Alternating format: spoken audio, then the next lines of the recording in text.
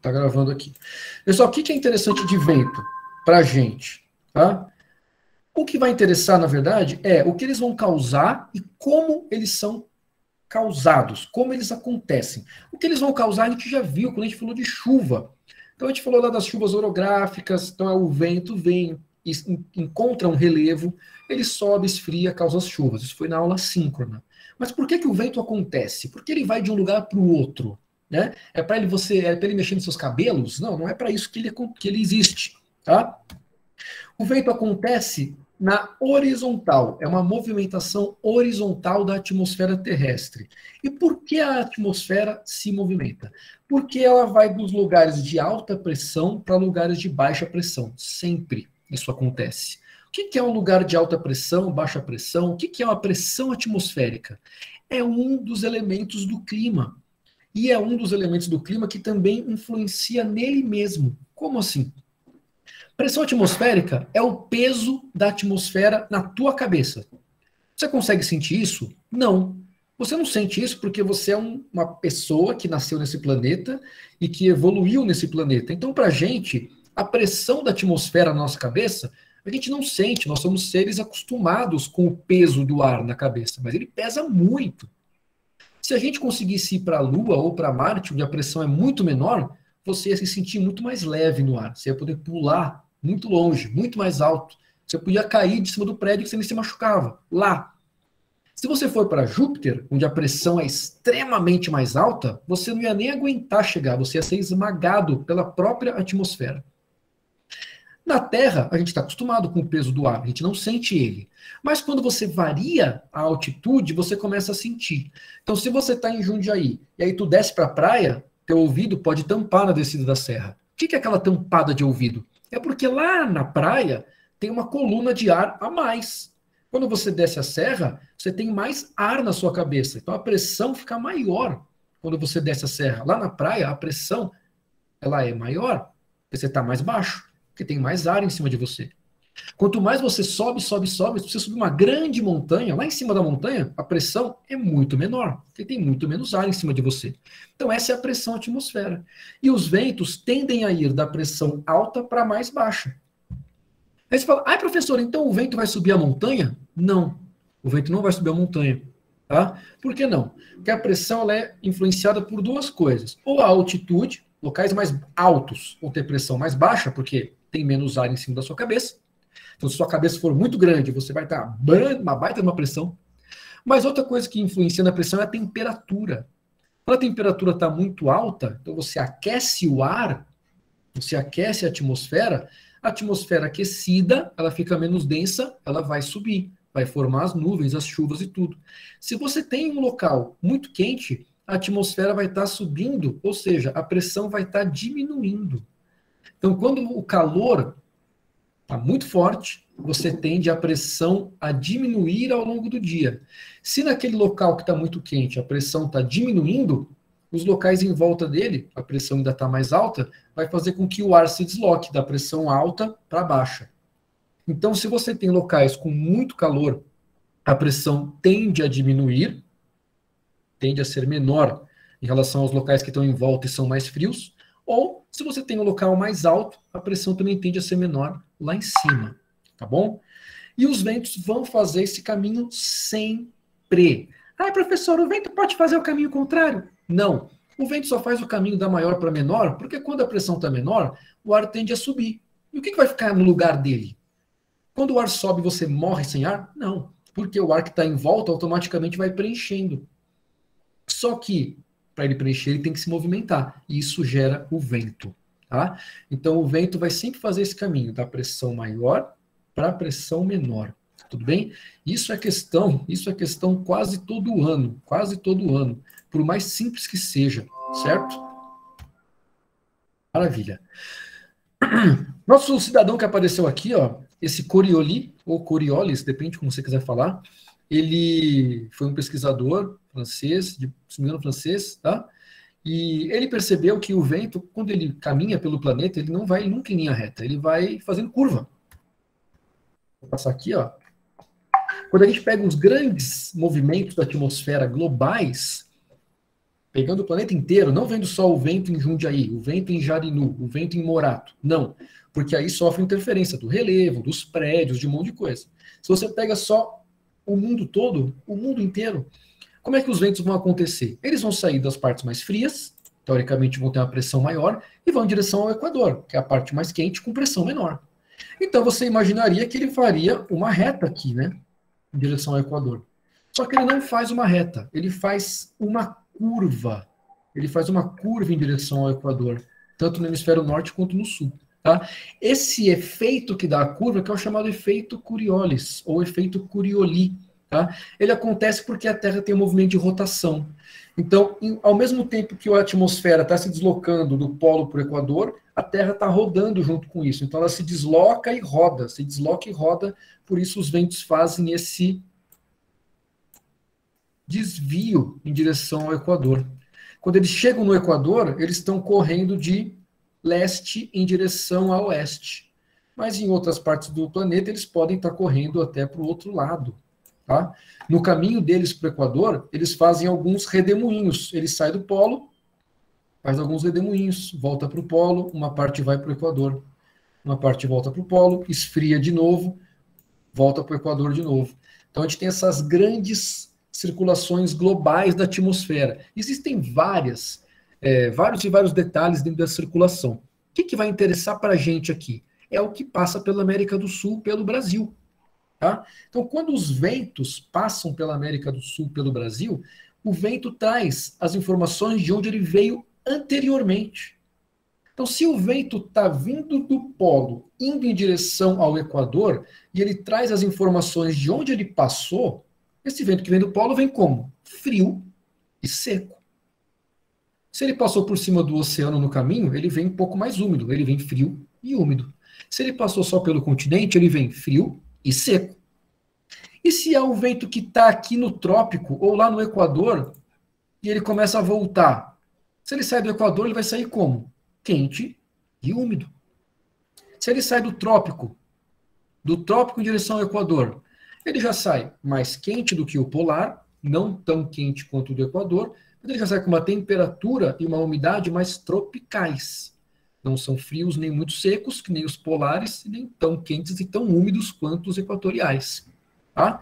Então, o que vai interessar para a gente é como esse vento se desloca, que é sempre da maior para a menor pressão, e o que o vento vai trazer para a gente. Tá certo? Pessoal, alguma pergunta? Tudo bem? Tudo bem? Tranquilo? Tudo, professor. Beleza, beleza. Quando a gente tem o deslocamento do ar, então a gente chama de vento. Isso, o vento é simplesmente o ar andando, tá bom? Agora, o ar específico, esse ar que está andando, o deslocamento dele se chama vento, mas o ar, ele tem um nome também, que é uma massa atmosférica. Então, a massa atmosférica é um pedaço da atmosfera que está se movendo. O movimento dele é o vento e ele se chama massa de ar, massa atmosférica. Essa massa atmosférica, ela recebe um nome. E, para nossa sorte, o nome dela é o nome de onde ela veio, tá? Então, se ela vem do polo, passa aqui, ó. Se ela vem do polo, o nome dela é massa polar. Se ela vem do polo e passa pelo Oceano Atlântico, é uma massa polar atlântica. Seca, né? Se ela vem do trópico, é uma massa tropical. Se for massa do trópico e que passou pelo Oceano Atlântico, massa tropical atlântica. Se for uma massa tropical que passa pelo continente, massa tropical continental. Então, os nomes, para nossa sorte, são os nomes de onde elas estão passando. E por que isso recebe assim? Por que recebe esse nome? Porque aí, pelo nome, você já sabe como que está vindo esse ar. Se eu falar, no Brasil está chegando uma massa de ar polar atlântica, o que você pode esperar? Que vai ser uma massa fria e que vai trazer umidade. O que você espera quando ela chegar? Que as temperaturas vão cair e que vai chover, porque ela está trazendo umidade. Ah, está chegando uma massa polar passando pela Argentina, uma massa polar continental. O que você pode esperar? Vai ser uma queda de temperatura e vai ficar seco depois que ela chegar. Tá? Essa massa de ar, conforme ela vai subindo, ela sai do polo, ela chega no trópico. Quando ela chega no trópico, ela começa a se aquecer, afinal tem mais sol aqui, tem mais umidade. Então, conforme ela vai fazendo o caminho dela até chegar lá no Equador, ela vai se aquecendo, vai ficando mais úmida. Aí ela deixa de ser uma massa polar, se torna uma massa tropical, e depois ela entra lá no Equador, fica mais quente, mais úmida ainda, e depois com o círculo, com todo o ciclo atmosférico, ela vai voltar para o trópico mais uma vez. Então, o que vai interessar para a gente é, quando vocês verem o nome de uma massa, vocês têm que saber o que ela está trazendo e qual impacto ela vai ter. Se for oceânica, vai trazer umidade, se for continental, vai trazer mais seca, a não ser que seja uma massa continental da Amazônia. Aí ela traz umidade também, tá bom? Então vocês têm que ficar muito espertos. Massa equatorial continental. Pô, ela é equatorial, ela já é quente e úmida. Ela é continental, ela vai ser seca? Não, porque se ela está no Equador, mesmo sendo continental, ela vai trazer umidade, ainda mais se passar pela Amazônia. Tudo bem? Então vocês têm que ficar muito espertos com as massas atmosféricas, porque o nome delas vai trazer muito da característica, mas cuidado, porque nem toda massa continental é seca, exemplo da massa equatorial continental que passa na Amazônia. Tá bom? Senhor, beleza. No caso da região sudeste, ela vai ter maior influência da massa tropical, né? Da tropical atlântica. Vai. Ah, beleza, beleza. E da polar também. Da polar também. A gente vai chegar com aquele mais de satélite, vocês vão entender já certinho como as massas andam. Tá certo? Beleza, beleza. Quando uma massa está andando, tá chegando uma massa polar no Brasil. Legal. E no Brasil tem o quê? Antes da massa polar chegar, não tem nada no Brasil? Você está respirando o quê? Né? Água da torneira? Não, né? Já existe uma massa aqui, e a massa polar chega e encontra essa outra massa tropical, que já está no Brasil, que foi outra massa polar, que veio antes, já está aquecida, enfim. Quando uma massa de ar bate na outra, encontra a outra, o contato das duas massas a gente chama de frente. Inclusive, na aula síncrona lá de chuva, já tinham as chuvas frontais, né?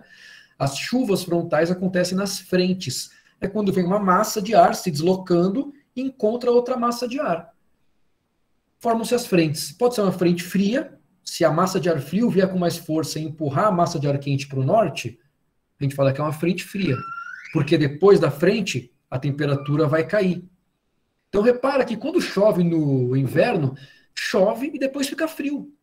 Por quê? Porque a frente fria aconteceu. No inverno, a massa polar vem com muito mais força. Ela consegue empurrar as massas quentes para cima.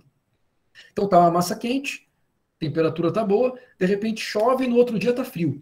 Ou no mesmo dia fica muito frio. Aí fica frio por 3, 4 dias, que é o tempo dessa massa polar se aquecer. Aí vem outra massa e pá, dá a porrada nela.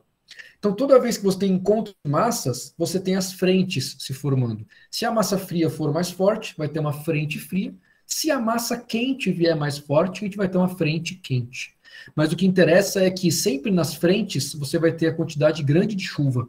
Então, por isso que no inverno, toda semana a gente tem chuva. Repara, a gente tem aquela chuva que dura 2, 3 dias, aquela chuvinha constante o dia inteiro, tanto faz se é de noite ou de dia, se está sol ou não. Então, não depende do sol para acontecer, aquela chuva frontal. Dura uns 2, 3 dias de chuva sem parar. Aí, pá, parou a chuva, você vai ficar azulzinho, fica bem frio. Por quê? A frente já passou, que é onde tem as nuvens, agora está só a massa fria, que é seca. Aí depois de uma semana vem outra frente. O que é isso? É outra massa subindo. Aí faz mais uma frente, cria mais nuvens, mais chuva, ela passa, fica seco de novo, porque fica frio. Tá? Então as frentes são o contato das massas. Ou frente fria, quando é a massa frio, é a massa fria, está mais forte, ou frente quente, quando é a massa quente, que está mais forte. Tá bom? As duas frentes trazem chuva, e o que vem depois da chuva pode ser a queda de temperatura, se for uma massa fria maior, ou um aumento de temperatura até, se for uma massa quente mais forte. Certo? Vamos ver isso no mapa, então, para a gente fechar, para vocês entenderem melhor. Aqui a gente vê a América do Sul e o Brasil. Professor, cadê o Brasil? Eu espero que vocês consigam enxergar o Brasil aqui, né? Fazer aqui um contorno muito bem feito do nosso Brasil. Aqui o Brasil. Papá, tá? Para quem não conseguiu enxergar o Brasil, olha, professor, o Brasil. Pois é, o Brasil tá aí. Pessoal, aqui no Brasil, a gente tem na América do Sul como um todo, tem essas siglas aqui na imagem, tá vendo? Ó, MEC, massa equatorial continental. MEA, massa equatorial atlântica, massa tropical atlântica. Também teria uma massa tropical continental, mas ela não aparece o ano todo, tudo bem? Quando está inverno, a massa polar passa por cima dela, cobre ela. Então a gente tem a massa polar atlântica. Vem lá do polo, passa por todo o oceano aqui embaixo, ó, e aí entra pela Argentina, Uruguai e invade o Brasil. Como é que a gente vai identificar as massas dentro de uma imagem? Nossa, professor, como é que você consegue saber onde está? Tal? Não é que eu sei onde está. É que se está próximo do Equador, é uma massa equatorial, porque eu sei que aquele local vai estar quente e úmido. Se está próximo do trópico, eu sei que ali a massa é tropical, porque é um pouco mais quente também, um pouco mais úmido do que para o sul, que vai estar muito mais frio e muito mais seco. Então não existe um local certo para você marcar. Ainda mais aqui, quando não tem nuvem nenhuma. Mas repara que quando a gente vai passando as imagens, vão se formando umas linhas de nuvens. As linhas de nuvens vão caminhando, olha lá. Volta, volta, volta, volta, volta, volta, volta. Anda, anda, anda, anda, anda, anda. Volta, volta, volta, volta, volta. Anda, anda, anda, anda, anda. Né? Repara quando as linhas de nuvens começam a surgir, elas estão aqui em Santa Catarina, aqui no sul do Paraná. E conforme as horas vão passando, que aqui são as horas do mesmo dia, ó, aqui é dia 13, 12 de agosto de 2014, aqui já está 13 de agosto de 2014, 1h da manhã. Aí vai de 2 em 2 horas, 1h da manhã, 3 da manhã, 5 da manhã. Repara que essa linha de nuvens, ela vai subindo, ó. Agora ela está em São Paulo, depois ela vai quase para o Rio de Janeiro, Minas Gerais, e vai para o mar. O que é essa linha de nuvens? Essa linha de nuvens é a frente. Então, quando eu tenho as nuvens, fica muito mais fácil identificar. Eu sei que atrás das nuvens eu tenho uma massa polar, porque eu sei que é polar, porque ela está no sul, então ela está mais para o sul, está mais próxima do polo. Então, a massa polar. Eu sei que acima da nuvem eu tenho a massa tropical, e lá depois, em cima da tropical, eu tenho as massas equatoriais. Tá? Então, quando eu tenho a linha da frente, é muito mais fácil identificar. Eu sei que aonde tem a frente, com certeza o tempo vai estar muito nublado, vai estar chovendo. Em toda essa área que tem a linha de nuvens aqui, ó, eu sei que o tempo vai estar nublado e chovendo, porque o satélite está mostrando um monte de nuvem aqui. E eu sei que depois que a nuvem passar, depois que a linha da frente passar, quem vai assumir o lugar dela é a massa polar. Então, conforme a frente vai passando, ó, a frente começou lá em Santa Catarina. Olha só esse momento aqui, o estado do Paraná inteiro está coberto pela frente. Mas depois eu continuo passando, ó, não tem mais nuvem nenhuma aqui no estado do Paraná mais. Quase nenhuma também no estado de São Paulo. Como é que está o tempo agora aqui? Já passou à frente, quem está aqui agora? A massa polar. Isso quer dizer que já choveu, agora já esfriou e já não tem mais nuvem no céu.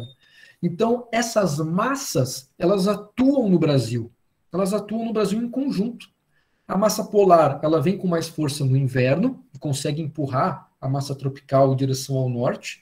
Quando é verão, a massa tropical está com mais força, a massa equatorial está com mais energia do Sol, então elas estão mais aquecidas, porque o Sol está batendo mais aqui para o nosso hemisfério. A massa polar vem com força também, mas como as massas tropicais estão muito aquecidas, as equatoriais também, então a massa polar não consegue entrar muito no território do Brasil. Tá bom? Deu para entender isso, pessoal? Deu sim, senhor. Só que, senhor, o estado de São Paulo também está passando por uma crise hídrica, né? Bem séria. E eu queria saber se tem influência dessas massas. Por exemplo, porque tá tendo sol, então a água está evaporando, então vai ter formação de nuvem. Só que a massa polar leva essas nuvens para outra região do país? A massa polar ela é seca. Então, por mais que você tenha a formação de nuvens na frente, né, com essa frente fria, ela vem, chove, mas se você tem o predomínio muito grande da massa polar por muitos dias, como ela é muito seca, você pode até ter alguns dias de chuva, que nem a gente tem, 2, 3 dias com uma chuva, tal, às vezes umas pancadas de chuva, mas depois você fica 1, 2, 3 semanas sem chuva nenhuma. Então, o interessante não é você ter 1, 2 dias de chuva muito forte e depois nada de chuva. O interessante é a chuva sempre constante, porque aí o solo está sempre úmido, os aquíferos vão sempre sendo abastecidos, os reservatórios vão sempre sendo abastecidos. Você tem uma baita de uma chuva do nada, ela não enche o reservatório direito, porque uma grande parte dela vai infiltrar e a água demora para infiltrar.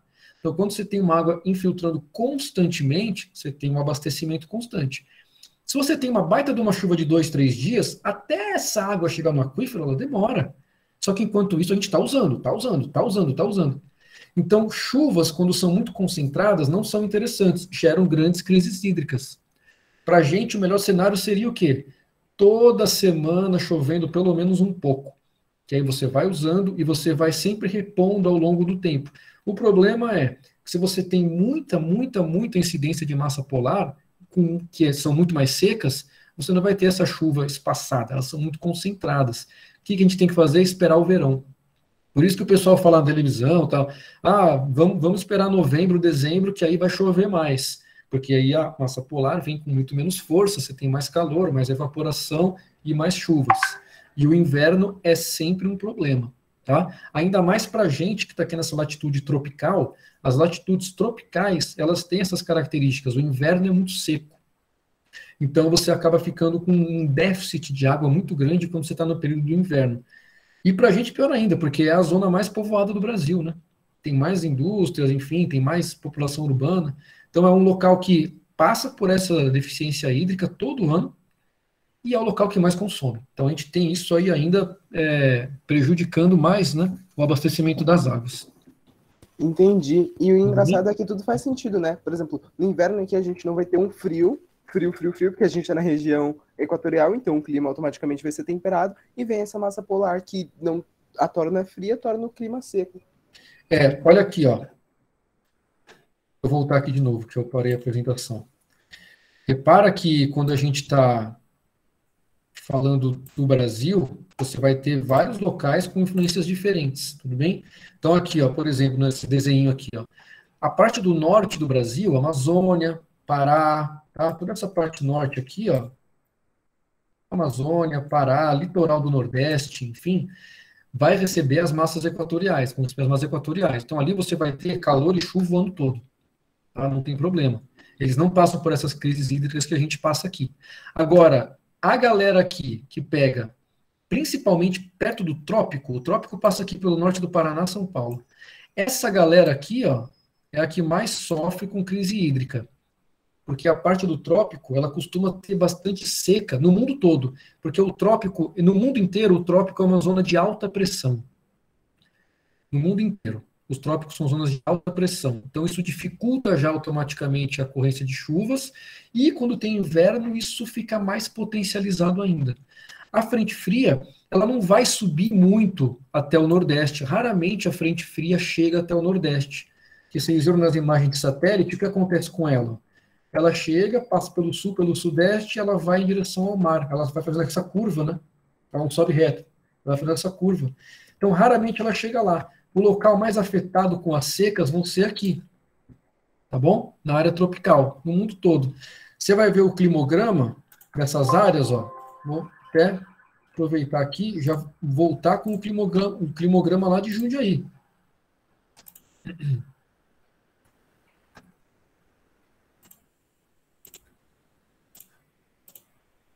Ó, o climograma de Jundiaí. Quando chega o mês 4, ó, que é aqui, ó, abril, maio, junho, julho, agosto, em setembro começa a recuperar. A gente tem abril, maio, junho, julho, agosto, 5 meses chovendo muito pouco, né? Mas você continua tomando água, a indústria continua usando e tal. Então a gente tem uma concentração muito maior aqui. Esse climograma é típico de regiões tropicais do mundo todo. Se você pega um climograma lá da região norte, olha só, Manaus, está no meio da floresta. Quantos meses que eles vão ter de uma seca um pouco menor? 1, 2, 3, né? Julho, agosto, setembro. Mesmo assim, olha só o valor da seca deles. O mês que vai chover menos, ó, bate em 60 milímetros. Agora, o mês que chove menos em Jundiaí, bate em 30. Então, mesmo o mês mais seco deles, é como se fosse o nosso setembro aqui, ó. O mais seco deles está aqui nesse nível aqui. Então, eles não têm um período de déficit hídrico, de crise hídrica grande. A crise hídrica deles ainda é bastante água, tá bom? Vou passar um climograma para o sertão do Nordeste lá. O Ed mostrou um, aqui tem outro, ó. Olha só, maio, junho, julho, agosto, setembro. Praticamente a chuva zero. Então, nesse período aqui, ó, os rios chegam a secar. Os rios ficam sem água nenhuma. Aí sim, se tivesse grandes cidades aí, grandes populações, ia ter uma baita de uma crise hídrica.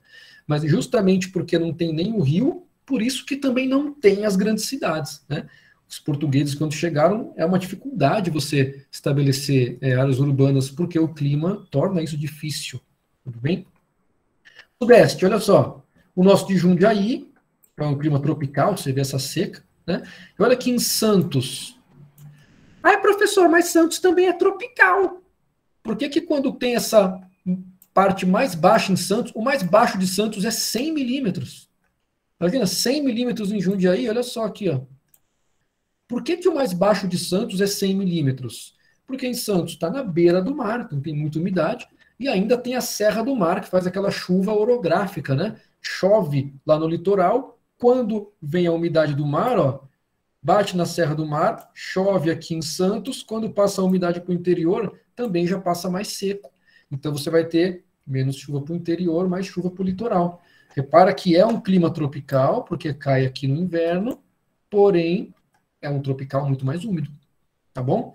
Então vocês têm que ficar espertos, tem muita coisa associada no clima.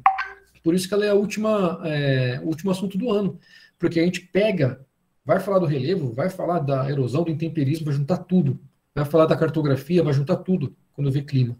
E olha aqui na região sul. Opa, Rio Grande do Sul. A chuva alta o ano todo. Aqui o clima já não é mais tropical. Aqui a gente já está abaixo do trópico. Você tem chuva constante o ano todo. Por quê? Porque aqui, como você está muito mais para o sul, mesmo quando é verão ou inverno, a frente fria está chegando. A frente fria chega constantemente aqui. Então ela vai trazer chuva toda hora. E não vai passar por esse período de seca. Mesmo no inverno, onde é mais seco, só que como a frente fria está chegando sempre aqui, no inverno ela abastece a região com chuva. Tá? No nosso caso, a frente fria vai chegar no inverno? Vai. Só que a gente tem a influência da serra, a gente tem outras influências. Aqui no sul, no Rio Grande do Sul, a frente fria chega no inverno de cara. É ali que ela começa. Então ela já despeja toda a umidade lá. Então mesmo no inverno você vai ter um clima mais úmido, tá? Então a gente tem que ver aonde você tá recebendo influência da frente fria, então vai ter chuva no inverno. Tá muito mais para o sul, então a frente fria vai trazer muito mais chuva no inverno, vai inclusive deixar o inverno tão úmido quanto o verão. Então você tem aí chuvas distribuídas durante o ano todo. Pessoal, tudo bem? Alguma pergunta, alguma dúvida? Professor, Diga. eu tenho uma dúvida sobre a atividade. Diga. Aqui está pedindo para colocar a temperatura, a chuva e a pressão atmosférica. Certo. Não é para você colocar, tá, pessoal? É para você falar as características do tempo, levando isso em consideração. Nos outros anos, que eu sempre passo atividade todo ano, tá? Não exatamente com a mesma imagem, né? Mas nos outros anos o pessoal vai na internet e pesquisa. Ah, na Argentina a temperatura está a 12 graus, tal. Não é isso. É para você descrever como pode estar o tempo lá baseado na imagem. Então, na imagem você consegue identificar a frente está com a letra A ou B, não lembro qual que está a letra na frente. Então, nessa frente fria, como é que vai estar o tempo na frente fria? Como é que você imagina que esteja a temperatura e a chuva na frente fria? Com certeza na frente tem muito mais nuvem. Então vai estar um tempo chuvoso e vai estar uma temperatura ainda um pouco mais alta.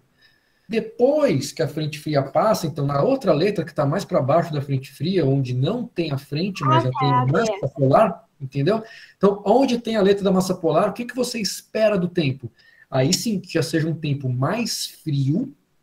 Como não tem nuvem, então vai ser muito mais seco, a temperatura muito mais fria e o tempo muito mais seco, tá? E como vai ser a pressão? A pressão mais alta porque tá frio. Como?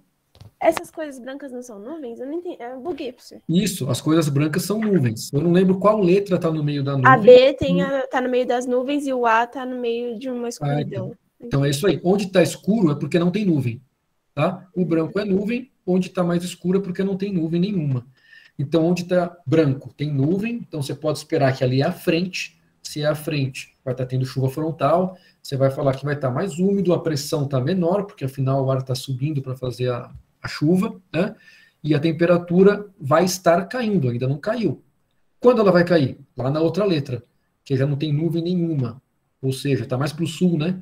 Então a massa polar é muito mais fria, pressão vem muito maior, ela é muito mais seca. Então, tem nuvem, como é que vai estar o tempo ali? Não tem nuvem, como é que vai estar o tempo? Tá? É isso que tem que responder ali. Entendi, professor. Obrigada. É a questão dissertativa, essa daí, né?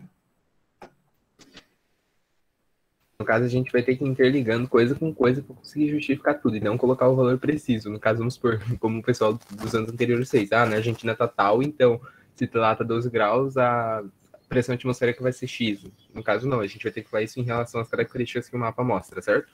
Isso, vocês não têm que dar nada específico, não. Vocês têm que falar mais ou menos como vai estar ali de acordo com o mapa. O mapa está mostrando as nuvens e locais sem nuvens.